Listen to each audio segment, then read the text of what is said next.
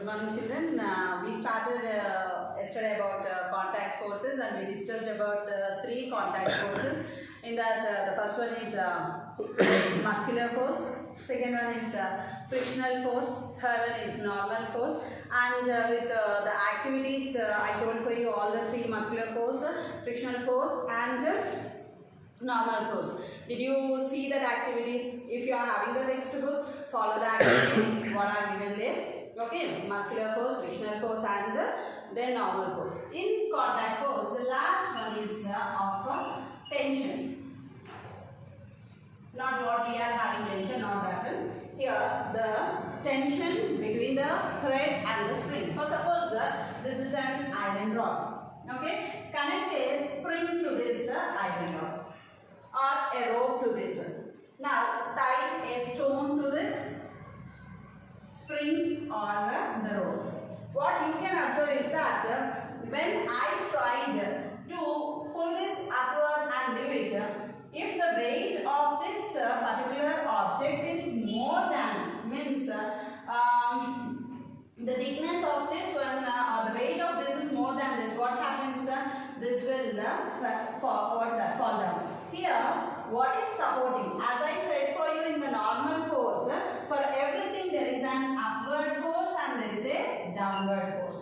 So downward force, when the tension was more on this rope or string, means the weight of this object is more than this rope or string, what will happen? Just it will cut off and it will fall down. Means when it fall down, here the gravitational force will act on this one, but when I try to push this upward to the upward force, the normal force will act on this particular object. So what is the tension here?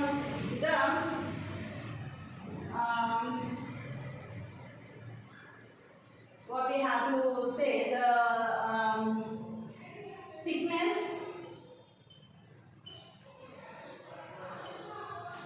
of a rope or a string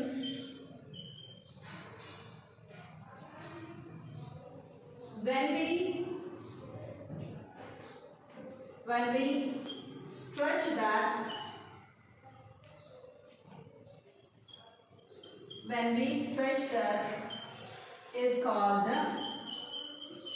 tension.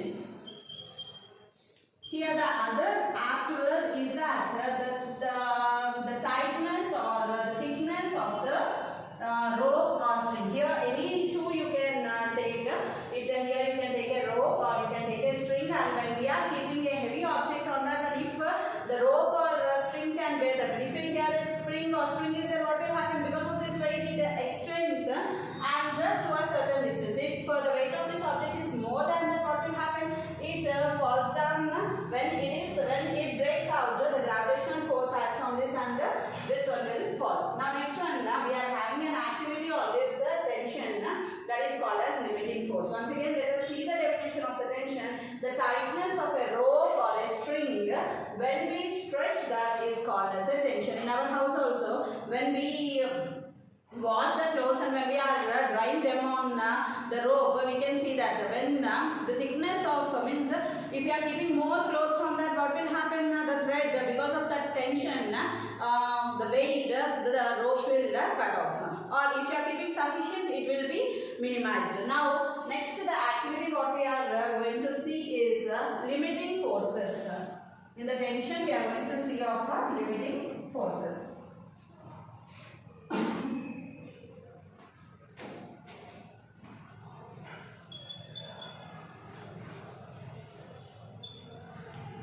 Limiting forces of objects.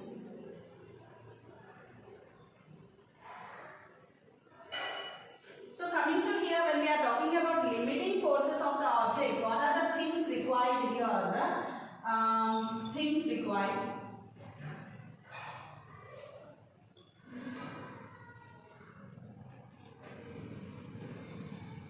Spring balance.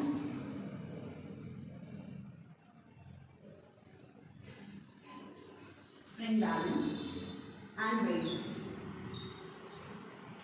These are the two things which we can see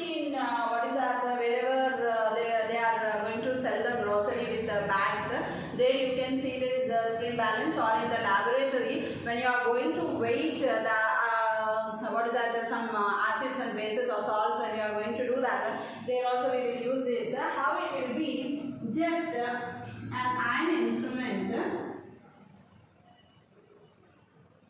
and here a scale will be present.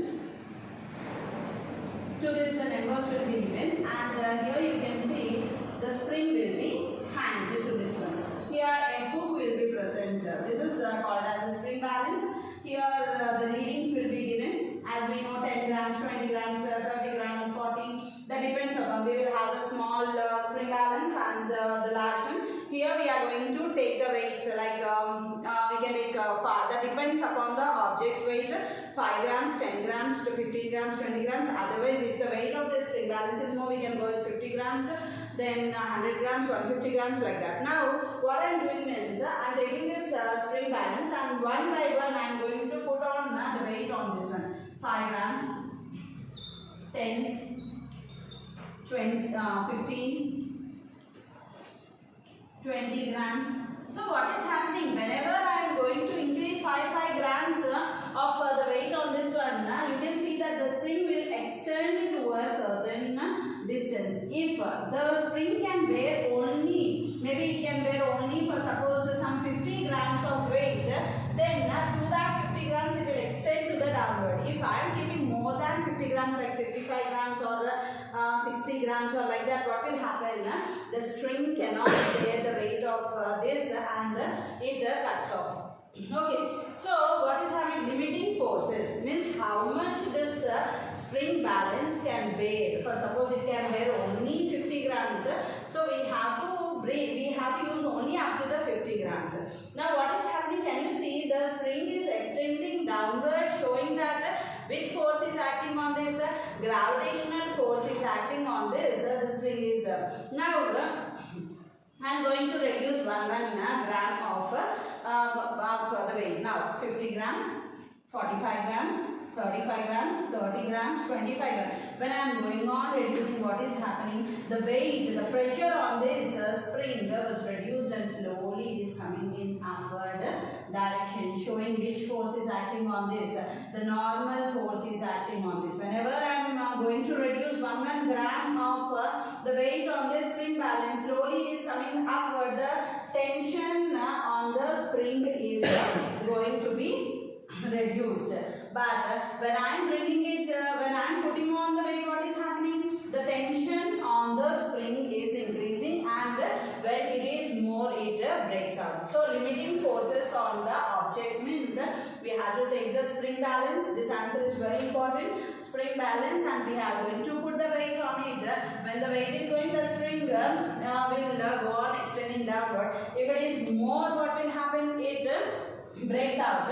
If I am going to reduce the weight, what is happening? The spring slowly, automatically it is coming to its normal position. When it is coming upward, which force is acting on this? Normal force. When it is going downward, which force is acting on this? Gravitational force. And what is what is the tension definition here? The tightness of a rope or string when it is stretched by an object. When we are putting an object on that, when it is the tightness of the rope or string is stretched, then we will say it as a tension. Two I told for you. One is of an stone, the other one is by using the spring balance. I hope you understood what is a tension. Next we are going to talk about force at a distance.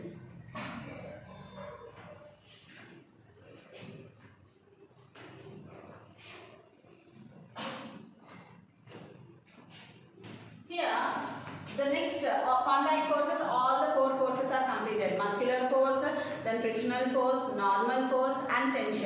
Now we are coming to the next one is force at a distance.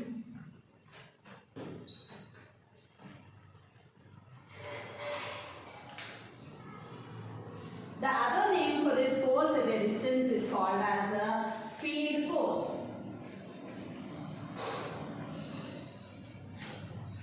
The other name, force at a distance, the other name for force at a distance is called as field force. Already I told for you. What is force at a distance? The distance between the there is no physical contact between the two objects is called as a force at a distance. There is no physical contact between the two objects is called as a force at a distance. For example, what are the force? What are the examples of what come under force at a distance? The first one is magnetic force. The second one is electrostatic force. Electrostatic force. And the third one is gravitational force.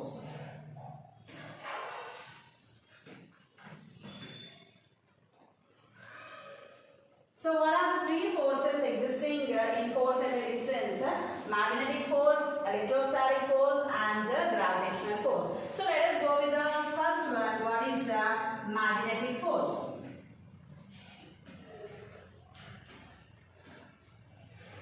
The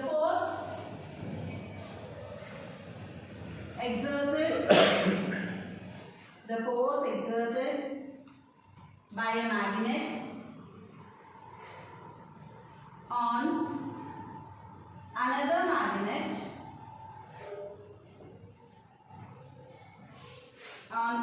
magnet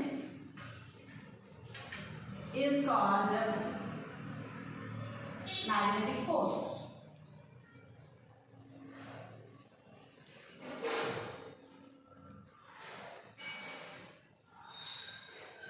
So see here, what is magnetic force? The force exerted by a magnet on another magnet is called as a magnetic force. Already in 6th class you learned about playing with magnets. The same examples are given for you in the activity here also. Then once again we can recollect that one. What is that means?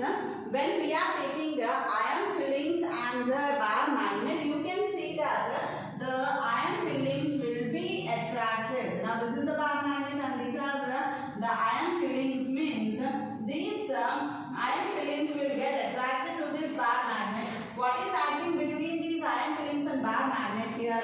Magnetic field is acting between them. Did you understand? Why the iron fillings are coming and attracting to this bar magnet means there is a magnetic field between this bar magnet and the iron fillings.